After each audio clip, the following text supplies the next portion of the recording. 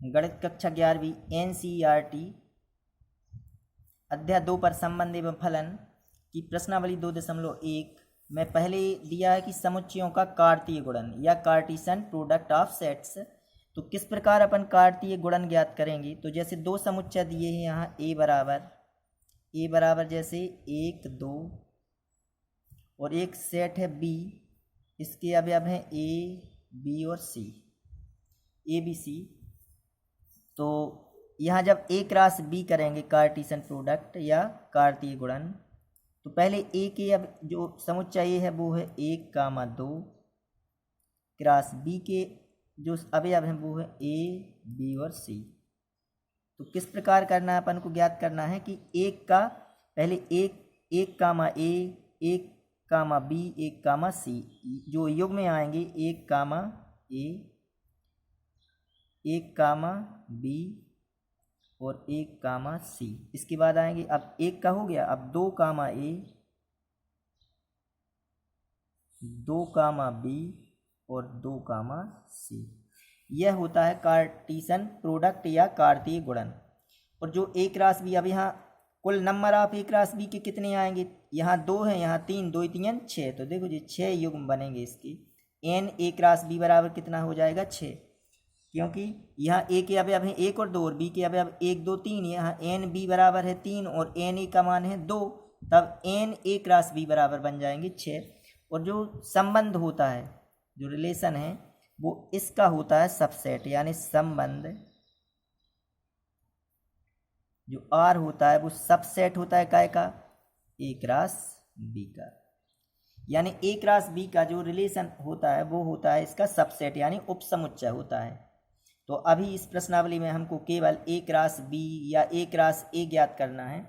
तो यह किस प्रकार, अगर हम बी क्रॉस ए करेंगे तो जे पहले और जे बाद में, और फिर ए का पहले पूरे अवयवों के साथ, फिर बी का, फिर सी का। जिस प्रकार इसमें हमने हल किए हैं कि 1, ए, 1, बी, 1, सी जो प्रथम घटक कहलाते हैं वो समुच्चय ए के हैं, और जो द्वितीय घटक हैं वो समुच्चय बी के हैं। तो ए क्रॉस बी में 1, ए, 1 बी, 1 सी, फिर 2, ए, 2, बी और 2, सी। इसी प्रकार बी क्रॉस ए ज्ञात कर सकते हैं, इसको पहले और इसको बाद में।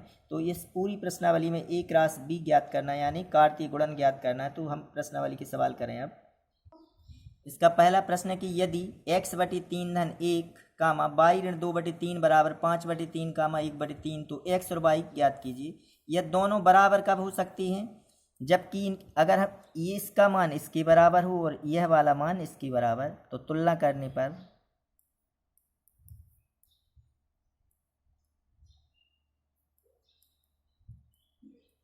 तुलना करेंगे तो क्या आ जाएगा कि x/3 धन 1 बराबर 5/3, y ऋण 2/3 बराबर 1/3। पक्षांतर करें अपन, एक का इस साइड कर दें तो x/3 बराबर 5/3 ऋण 1, y बराबर 1/3 धन 2/3। पक्षांतर कर दिया तो यहाँ कितना आ जाएगा, x/3 बराबर 3 एकम 3 यानी 5 ऋण 3 यानी 2/3, y बराबर यहाँ 3 तो LCM आ जाएगा, यहाँ 1 धन 2 यानी 3/3।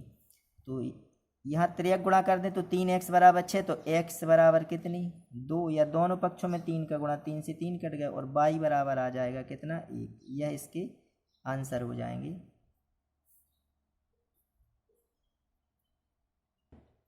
इसका प्रश्न क्रमांक दूसरा है कि यदि समुच्चय ए में 3 अवयव हैं तथा समुच्चय बी में 3, 4, 5 हों, तो ए क्रॉस बी में अवयवों की संख्या ज्ञात कीजिए। तो हल करें तो इसमें एन ए बराबर कितने अवयव हैं 3, और बी बराबर है कितना, समुच्चय 3, 4, 5। तो एन बी बराबर कितने हो जाएंगे, ये भी 3 अवयव हैं। तो एन ए क्रॉस बी के अवयव ये हो जाएंगे 3 गुणित 3, n A cross n B बराबर 3 त्रिका 9। यह इसका आंसर हो जाएगा। प्रश्न तीसरा है कि यदि g बराबर 7, 8 और h बराबर 5, 4, 2, तो g क्रॉस h और h क्रॉस g ज्ञात कीजिए। तो कार्तीय गुणन करें, ज्ञात करें तो हल g बराबर 7, 8 और h बराबर 5 4 2, ये दो समुच्चय दिए हैं, तो जी क्रॉस एच, तो जी के जो समुच्चय जी है वो 7 कामा 8 क्रॉस जो एच है वो है 5 कामा 4 कामा 2। अब इनका कार्तीय गुणन ज्ञात करना है, तो पहले 7 का करें, तो यह समुच्चय में लिखना है 7 कामा 5, 7 कामा 4 और 7 कामा 2। अब 8 का करें तो 8 कामा 5, 8 कामा 4 और 8 कामा 2। अब इसके बाद करें हम H क्रॉस G। अब H क्रॉस G, तो H की अभी अब जो समुच्चय H है वो पहली 5 कामा 4 कामा 2 क्रॉस जो G के G समुच्चय है वो है 7 कामा 8। अब अपन हल करें तो इस पहले 5 कामा 7 क्या आ जाएगा, 5 कामा 7, 5 कामा 8, अब 5 का हो गया, अब 4 का 4 कामा 7, 4 कामा 8। अब इसके बाद 2 कामा 7 और 2 कामा 8, 2 कामा 7 2 कामा 8, एक यह आंसर हो गया, एक यह है आंसर। प्रश्न क्रमांक 4 कि बताइए कि निम्नलिखित कथनों में से प्रत्येक सत्य है अथवा असत्य है। यदि कथन सत्य है तो दिए गए कथन को, यदि कथन असत्य है तो दिए गए कथन को सही बनाकर लिखिए। यदि कथन असत्य दिया है तो उसे सही बनाकर लिखना है। तो P बराबर mn और Q बराबर nm, तो P क्रॉस Q ज्ञात करेंगे तो कितने युग्म आने चाहिए, 2 इसके यानी 2 दूनी 4, लेकिन यहाँ तो 2 हैं, तब तो यह असत्य है, तो उत्तर हो जाएगा असत्य। क्योंकि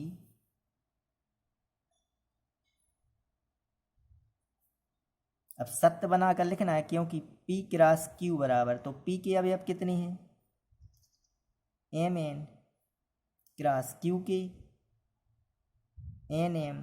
अब यहाँ हल करें, कार्तीय गुणन करें तो m कामा n, m कामा m, पहले m का अब n का करें तो n कामा n और n कामा m, यह समुच्चय में। तो P क्रॉस Q के मान जी होंगे, लेकिन यहाँ तो mn और nm भर दिया है, इसलिए यह कथन क्या है, असत्य है। तो सत्य क्या हो गया, यह सत्य हो गया, इसका आंसर जो कि सत्य बनाकर लिखा है अपन ने। इसका दूसरा क्वेश्चन है, इसका दूसरा है कि यदि a और b आरिक्त समुच्चय हैं तो a क्रॉस b क्रमित युग्मों x कामा y का एक आरिक्त समुच्चय है। इस प्रकार है कि x बिलोंग्स टू a तथा y बिलोंग्स टू b।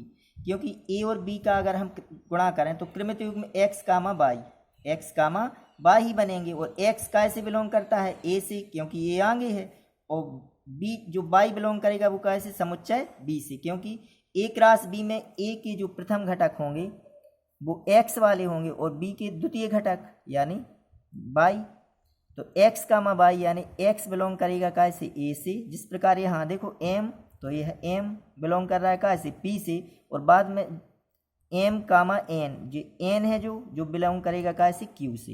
इसी प्रकार a क्रॉस b का x जो बिलोंग करेगा वो a से, और जो y बिलोंग करेगा वो b से बिलोंग करेगा, जो कि सत्य है। तो यह हो गया सत्य। इसका प्रश्न तीसरा है कि a बराबर 1 2 b बराबर 3 4, तो a क्रॉस b सर्वनिष्ठ फाई बराबर फाई होता है। इसका मान फाई के बराबर, तो पहले b सर्वनिष्ठ a ज्ञात करें। यह सत्य है, क्योंकि b सर्वनिष्ठ फाई बराबर फाई आएगा और a क्रॉस फाई बराबर फाई, तो यह है सत्य। यहाँ हल करके हम बता रहे क्यों है सत्य, क्योंकि b सर्वनिष्ठ q बराबर, तो b और q का b और फाई का सर्वनिष्ठ, तो फाई यानी क्या होता है, रिक्त, यानी b के अवयव हैं 3 कामा 4 सर्वनिष्ठ, और फाई यानी रिक्त समुच्चय। तो इनका कोई सर्वनिष्ठ आ रहा है, इनमें कोई भी नहीं आ रहा है, यानी फाई। तो b सर्वनिष्ठ फाई का मान फाई। अब यहाँ a, तो इसलिए a क्रॉस b सर्वनिष्ठ फाई बराबर, तो a के अवयव है कितनी, 1 और 2, और जी क्रॉस यहाँ इसका मान क्या है फाई, फाई यानी रिक्त। तो इसका मान जब तो 1,2 का कार्टीशन प्रोडक्ट कैसे करना है फाई से, फाई यानी रिक्त समुच्चय से, तो वो तो कुछ आएगा ही नहीं, यानी क्या आ जाएगा फाई ही, तो यह आंसर हो जाएगा, यानी यह क्या है सत्य है। प्रश्न 5 है कि यदि समुच्चय बराबर ऋण 1,1 तो एक राशि ज्ञात कीजिए। तो एक राशि पहले ज्ञात करें, तो पहले 2 का कार्तीय गुणन ज्ञात करें। तो ऋण 1,1 क्रॉस ऋण 1,1, तो पहले इसका इस साइड से ऋण 1 ऋण 1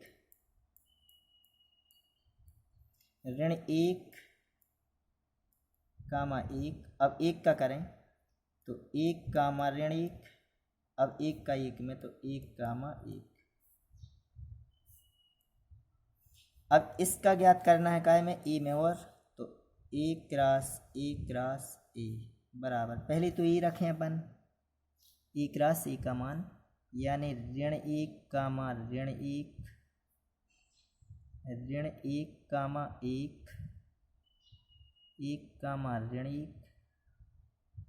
1 कामा 1 क्रॉस अब ए का ऋण 1 कामा 1, इसका गुणा इसमें करें पहले ऋण 1 में फिर 1 में, तो ऋण 1 और ए ऋण 1। अब इसका 1 में करें तो ऋण 1 और 1, इसका इन दोनों में हो गया, अब इसका भी इन दोनों में, फिर इनका दोनों में, फिर इसका दोनों में, तो ऋण 1 का ऋण 1 में ऋण 1 और ऋण 1, अब इसका इसमें ऋण 1 और 1, इसका भी हो गया इन दोनों में। अब इसका इन दोनों में करें तो 1 ऋण 1 और ऋण 1, इसका 1 में करें तो 1 ऋण 1 और 1, इसका दोनों में हो गया। अब इसका करें तो 1 कामा 1 कामा ऋण 1 और 1 कामा 1, ये पूरे कार्तीय गुणन हो गया, यह इसका आंसर हो गया, यहाँ से लेकर यहाँ तक। प्रश्न 6वां कि यदि ए क्रॉस बी बराबर ए कामा एक्स ए comma y B comma x और बी कामा वाई, तो ए तथा बी ज्ञात कीजिए। तो यहाँ हल ए बराबर क्या होता है प्रथम घटकों का समुच्चय, यानी प्रथम ए, तो ए का अब जो ए है वो आगे समुच्चय और बी के अवयव पीछे, तो ए प्रथम घटकों का समुच्चय, यानी कौन कौन से हो जाएंगे इसके मान ए बी और बी, तो यानी ए कामा बी, और बी बराबर द्वितीय घटकों का समुच्चय, द्वितीय घटकों का समुच्चय, द्वितीय घटक एक्स वाई यानी एक्स कामा वाई, यह इसका आंसर हो जाएगा। ए तथा बी ज्ञात करनी थी। प्रश्न 7 का पहला क्वेश्चन है ए क्रॉस बी सर्वनिष्ठ सी बराबर ए क्रॉस बी सर्वनिष्ठ ए क्रॉस सी, जब ए बराबर 1 2 बी बराबर 1 2 3 4 सी बराबर 5 6 और डी बराबर 5 6 7 8। तो पहले हम यहाँ बी सर्वनिष्ठ सी ज्ञात करें, ए क्रॉस बी ज्ञात करें, वो ए क्रॉस सी, फिर LHS लें और RHS, दोनों अगर बराबर आ रहे तो सिद्ध हो जाएगा, सत्यापित हो जाएगा। तो हल कर रहे हैं हम बी सर्वनिष्ठ सी ज्ञात करें, तो यहाँ बी का मान है 1 2 3 4 और सी का मान है कितना 5 6, तो ये इस दोनों में कोई सर्वनिष्ठ आ रहा है क्या, नहीं, या पूरा हल इस प्रकार भी कर सकते हैं सर्वनिष्ठ 5 6 बराबर क्या आ जाएगा फाई। अब ए क्रॉस बी निकालें, ए क्रॉस बी बराबर, तो समुच्चय ए के अवयव हैं कितने 1 2 क्रॉस बी के अवयव हैं जो 1 2 3 4, तो इनका कार्तीय गुणन ज्ञात करें तो 1 कामा 1 1 कामा 2 1 कामा 3 और 1 कामा 4। अब 2 का करें 2 कामा 1 2 कामा 2 2 कामा 3 और 2 कामा 4। अब ए क्रॉस बी की बात ए क्रॉस सी ज्ञात करें, ए क्रॉस सी ज्ञात करें तो ए क्रॉस सी क्या हो जाएगा कि यहाँ ए के अवयव, तो ए क्रॉस सी तो समुच्चय ए क्रॉस समुच्चय सी। अब इनका करें कार्तीय गुणन तो 1,5 1,6 2,5 और 2,6 यह ए क्रॉस सी हो गया, ए क्रॉस बी और बी सर्वनिष्ठ सी। अब LHS लें अपन, LHS बराबर है ए क्रॉस बी सर्वनिष्ठ सी। तो ए क्रॉस बी सर्वनिष्ठ सी का मान क्या है 5, तब यह तो 5 ही आएगा। अब लें अपन RHS, राइट हैंड साइड लें इसकी, तो ये है ए क्रॉस बी, ए क्रॉस बी सर्वनिष्ठ ए क्रॉस सी। इन दोनों में देखें अपन कि ए क्रॉस बी में ए क्रॉस बी के जे हैं अवयव और ए क्रॉस सी के ये हैं, इनमें कोई भी युग्म बराबर मिल रहा है का, क्या सर्वनिष्ठ है दोनों में, देख लें। तो इसमें एक 5 1 6 2 5 2 6, तो इसमें तो ऐसा कोई भी युग्म नहीं है कि जो दोनों में हो, तब इसका मान भी क्या आ जाएगा 5 ही। तो चूंकि LHS बराबर RHS, LHS बराबर है RHS, इसलिए यह हो जाएगा कि ए क्रॉस बी सर्वनिष्ठ सी बराबर है ए क्रॉस बी सर्वनिष्ठ ए क्रॉस सी के। यह सिद्ध हो गया। यस, ए क्रॉस बी क्रॉस सी, ए क्रॉस बी सर्वनिष्ठ सी बराबर है ए क्रॉस बी सर्वनिष्ठ ए क्रॉस सी के।